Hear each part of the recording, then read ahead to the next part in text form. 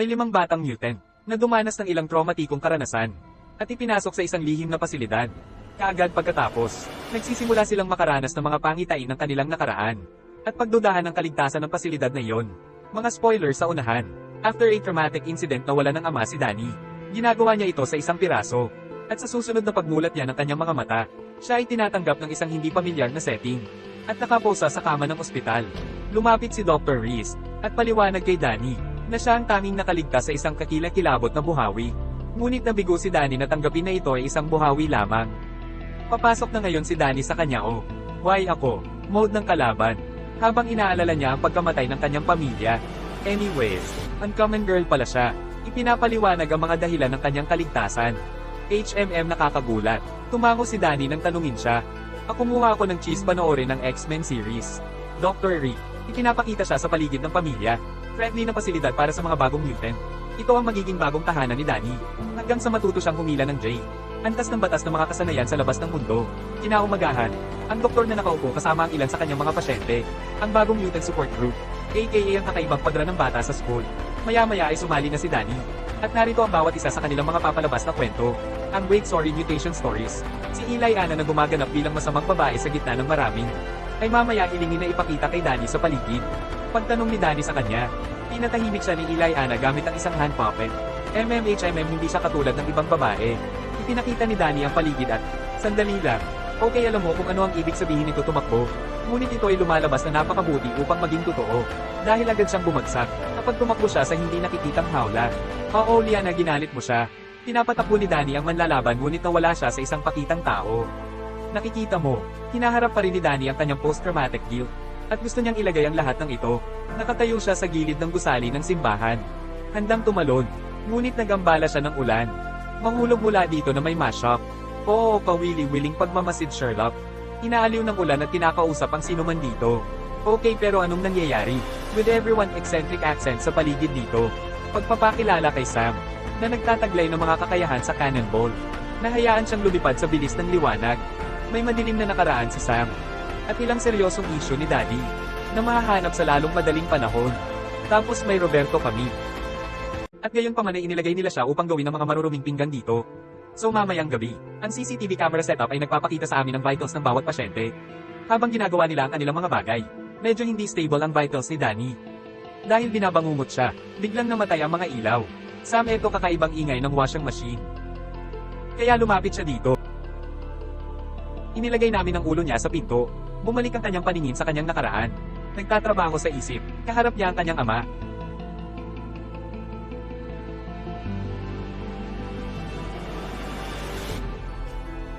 Naligo si Danny at naabutan niya ang ulan doon.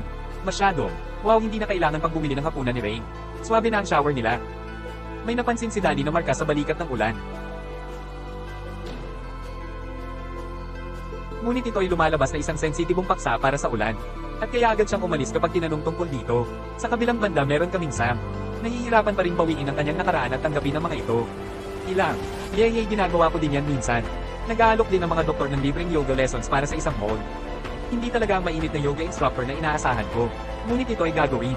Kaya na pa rin ang pambubuli sa bagong babae na si Danny. Pero big girl na si Danny ngayon. And she stand up sa mga bully niya.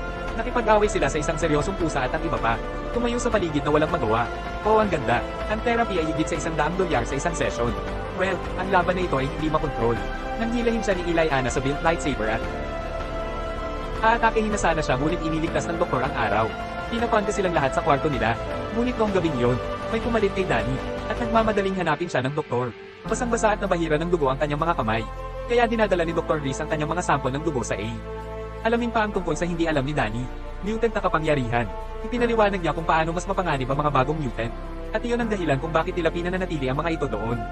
Sequester. Sige Dr. Reese, iyon ay isang magarbong paraan lamang ng pagsasabi ng parehong bagay. Bumisita si Rain sa simbahan at umupo para sa isang pagtatapat, ngunit ang kanyang takot, pumalit kapag napansin niyang may pumasok na presensya, at biglang sumigaw sa kanya. Lahat sila ay nagpapakita kay Danny ng kanilang lihim na paglayos, lugar sa ateg, at nilalaro nila ang klasikong laro ng truth or dare. Ngunit may lie detector, ang bawat isa ay nagpapalitan. At pagdating kay Danny, si Ariana Ditch ang lie detector, at hinampas siya ng mga tanong. Ibinahagi ni Danny ang isang kwento tungkol sa isang demonyong oso, na sinabi sa kanya ng kanyang ama, Ngunit hindi nagtagal ay nainis si Alana. At siya naman ang sumagot. Ngunit ang truth or dare game na yon ay nagiging masyadong totoo sa lalong madaling panahon. Nang sagutin ni Alana ang mga tanong ni Danny, kung bakit siya nandito. Bakit pinatutunayan ng detector ang mga katotohanan yon? At lahat sila ay naiwan sa lahat. Little alam nila yon. Hindi gaanong sikreto ang kanilang lihim na taguan. Pagkatapos ng lahat, kasi, may kamera din ang doktor doon. At pinagmamasdan sila. Kinakausap niya ito tungkol sa pagsunod at pagtitiwala. Para maipadala sila sa kanya. Pasilidad ng superior. Pero galit na galit si Sam. Nang gabing iyon ay nag-spike si Eli Anna kay Dr. Risty. At nagpa siya silang lahat na magsaya at kutsain ng X-Men. Gusto ko sensitive. Wait para marinig mo ang tungkol kay Captain America Sam. Niyaya ni Rain si Danny para magpakita o ano. At lumabas na silang dalawa ng kwarto. Mga mutant. Be like may alam akong lugar at dadalhin kita sa Ben. Samantala, same shares is pass kay Roberto. At kung ano talaga ang ibaba dito. Well, hindi naman kasing sama ni Ariana. Ngunit kapag katulad ni Roberto tungkol sa kanyang kwento, walang sinasabi ang hagdan at nag-iiwan ng bastos. Ang dulo ng Ben. Ito pala ay humahantong sa labas ng ospital.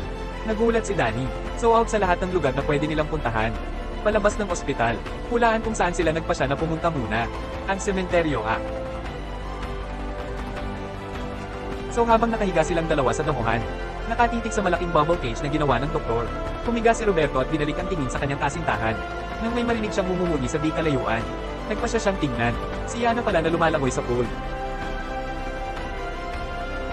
Ngayon sino ang papalampasin ng isang ginto ang pagkakataon tulad nito? Siguradong hindi si Roberto. Ngayon sino ang papalampasin ng isang ginto ang pagkakataon tulad nito? Siguradong hindi si Roberto. Iminumungkahi ni Eli Anna na maglaro ng catch. Ngunit humiwalay si Roberto na magsimulang masunog ang kanyang katawan. O medyo naguguluhan si Yana. At nagsimula siyang magpaliwanag kung paano niya sinunog ang kanyang kasintahan. Gamit ang sariling mga kamay. Hulaan kung ano ang tinatawag nilang masyadong mainit upang mahawakan. O hinihiling ni Yana na mahuli siya ulit. But this time nawawala na talaga siya. She in a room na nagsusulat sa dingding.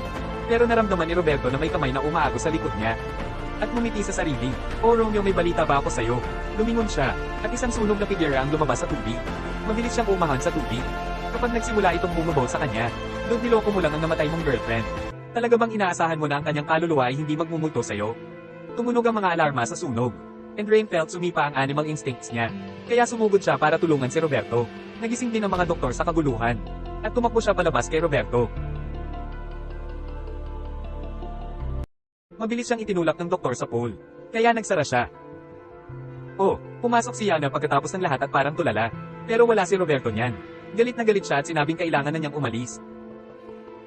Bagamat kakagising lang niya at na-miss ang karamihan sa aksyon. Iba ang iniisip ng doktor. Sinasabi ng mga doktor na hindi mo siya papayagang umalis. Pumasok si Aliana at Boxer. Hey mga bata, alam mo kung ano ang makukuha mo kapag nagsasalita ka pabalik. Grounded ngayon. Umupo ang doktor kasama si Danny, at nagtanong sa kanya ng isang grupo ng mga katanungan tungkol sa gabi.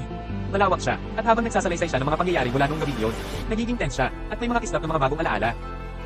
Sa ilang sandali, ang Yana at Ulan ay parehong binibisita ng mga demonyo ng kanilang nakaraan. Natagpuan ng mga Ulan sa isang nakakagulat, estado ng doktor sa iba. Ang nakakatawa, tanong mo kay Danny, kasi, it actually undiscovered niya. Immune power na naging sanhi ng lahat ng ito. Si Eli Anna ang unang nakaisip nito, and she waste no time para sugurin si Danny at attacker. Ngunit tulad ng ginagawa niya, inatake siya ni Danny gamit ang isang lalaking nakakatroma na maskara, sa mga spring at bumabalik. Naubusan sila ng nakakatakot na maskara, kaya pinili para sa isang medyo cherry look ang isa. Sinasamantala ni Dr. Reese ang pagkakataong ito para patahimikin si Elia. Maya-maya ay binisita ni Danny si Ariana para ibalik ang kanyang protein. At nalaman niya ang tungkol sa kanyang panig ng kwento, na Slenderman lukang Teles na nasaktan. Siya at nasugatan siya habang buhay. Lumabas ang resulta ng pagsusuri para kay Daniel. At sinasabi nito na ang paksa ay nagpapakita ng matinding panganib. Medyo muli na para dyan pero salamat. Hinihiling din ito na wakasan ang paksa. Sinabi ni Danny kay Rain ang tungkol sa pangitain niya, at ang batang nakita niya, at dumating sa isang huli conclusion na. Well, tinawag ng doktor si Danny para sa isa pang pagsusuri, at dinala siya sa isang liblib na silid. Habang sama-sama ang Ulan, Yana at Sam, nagsisimula silang lahat ng makarinig ng musikang tumutugtog mula sa pasilyo. Pamilyar si Yana, and they see it coming from her room. Umalis si Ray para hanapin ang doktor. Pagbukas ni Eli Anna ng pinto, at kanyang mga nakababatang alaala ay naglalaro sa harap ng kanyang mga mata. Inaaliw at tinitiyak siya ni Sam. But the next thing you know, sumisigaw siya tumakbo. Habang sinisimulan siyang habulin ng payat na lalaking yon. Sinunggaban ng isa si Iliana. Pero nilalabanan ito ni Sam gamit ang fire extinguisher. Ini-enjoy ni Roberto ang kanyang solo jam session habang naghuhugas ng pinggan. O kung mayroon akong isang dolyar. Sa tuwing nakikita ko itong lalaking naghuhugas ng pinggan, ako ang magiging pinakamayamang tao sa Brazil. 2. Inatake siya ng isang payat na lalaki. Ngunit mabilis na tumutugon sa pamamagitan ng paggamit. Ang daan. Doktor. Nakatali si Reese kay Danny at naghahanda na tapusin siya. Pero papunta na doon ang girlfriend niya. Lumilitaw ang ulan at tumalon sa doktor na umaatake sa kanya. At kumuha ng scalpel ang doktor at sinaksak ang ulan. Bago itulak. Stinger away at nakatakas. Tinulungan ni Rain si Danny at bumangon. Ngayon ay nasagasaan ng doktor sina Sam at Iliana sa hallway. Oh my gosh, kailangan mong tumulong. Ako parang problema mo yan, Sam. Kasi, tumalikod ang doktor at tumakbo sa kabilang direksyon. Sawang bigo ako, hilingin kay Iliana na gamitin ang kanyang kapangyarihan. At gumawa ng isang bagay upang lumaban. Once again, Sam, parang problema mo.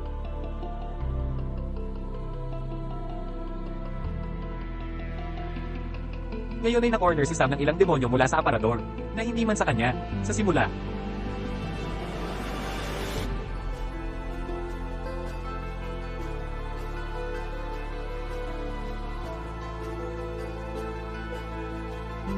Lahat sila ay nakakahanap ng katotohanan tungkol sa institusyon, at ang SX Corporation. O anong kahihiyan kay Professor X? Lahat sila ay gumagawa ng isang plano upang tapusin ito minsan at para sa lahat. Para makaalis doon, bago pa makagalaw ang doktor sa kanila, sinusundan ng ulan ang amoy ng dugo ng doktor, upang subaybayan pababa, at nang mahanap nila ang kanyang doktor, sinasabi pa rin ni Reese na gusto siyang iligtas, at inilagay niya ang lahat sa mga bubble paper. Paliwanag niya sa kapangyarihan ni Danny, at kung paano niya kinukuha ang iyong mga takot at sikreto, at ginagamit ang mga ito laban sa iyo. Maya-maya ay may perimeter bridge. And Danny used her powers para ilabas ang big guy, ang demonyong oso.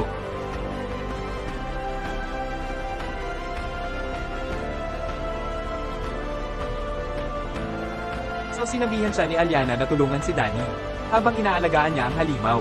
Kinuha niya ang nakakatakot na oso na yon. Papakasalan ko ang babaeng Roberto na lalaki. Muli hindi yun ang oras. Si Loki pala ay pet dragon at partner ni Iliana. Dinala nila si Danny sa simbahan. At bumalik si Sam para tulungan si Iliana. Ngunit nakapasok na ang oso sa simbahan. At inatake si Danny at Ulan. Nagiging magulo ang mga bagay habang kinakatok silang lahat. Palabas.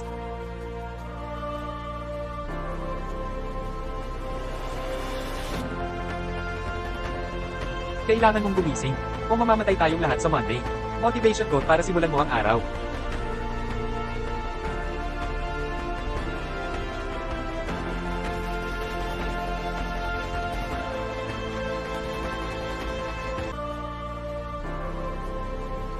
Ayan yun. Kailangan lang ng ilang oras ng pagtulog. Well, hinubad ni Danny ang kwintas niya and just like that, nawawala ang oso. Lahat sila ay nakalabas ng buhay. At natuklasan na ang bubble cage ay wala na. Malaya silang umalis, and it all happily ever after mula doon.